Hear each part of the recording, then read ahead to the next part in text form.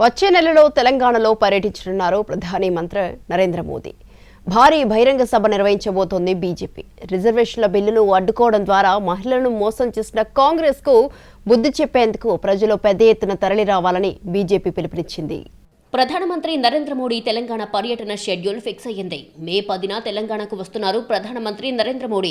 Secunderabad parade grounds లో బహిరంగ సభ నిర్వహించబోతోంది BJP. మూడోసారి ప్రధానమంత్రి అయ్యాక మొదటిసారి తెలంగాణకు వస్తున్నారు మోడీ. పలు అభివృద్ధి సంక్షేమ కార్యక్రమాలకు శంకుస్థాపనలు, ప్రారంభోత్సవాలు చేయనున్నారు. అలాగే తెలంగాణ బీజేపీ నిర్వహించనున్న బహిరంగ సభలో పాల్గొననున్నారు. ప్రధానమంత్రి హాజరు కాబోతున్న బహిరంగ సభకు జనాగ్రహ సభగా పేరు పెట్టింది తెలంగాణ బీజేపీ.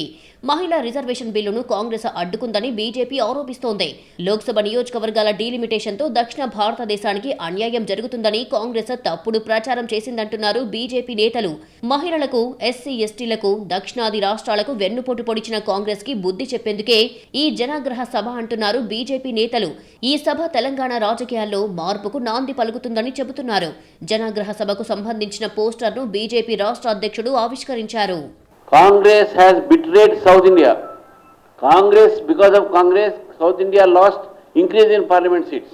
కాబట్టి ఈరోజు అన్ని సెక్షన్స్ని బిట్రే చేసింది కాంగ్రెస్ పార్టీ, అన్ని సెక్షన్స్ దగా చేసింది కాంగ్రెస్ పార్టీ. ప్రజలు ఆగ్రహంతో ఉన్నారు, ఆక్రోశంతో ఉన్నారు. మన మహిళా ర్యాలీ అయింది, మహిళా ఆగ్రహ యాత్ర. ఈరోజు ఎస్సీలు కోపం మీద ఉన్నారు, మాకు పెరగాల్సిన సీటు పెరగట్లేదని.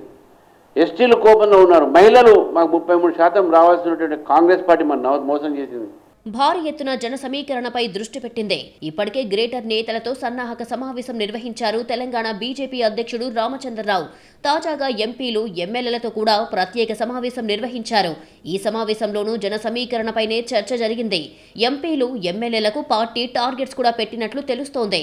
రాష్ట్ర నలుమూలల నుంచి జనాన్ని హైదరాబాద్కు తరలించాలని బీజేపీ పట్టుదలగా ఉంది.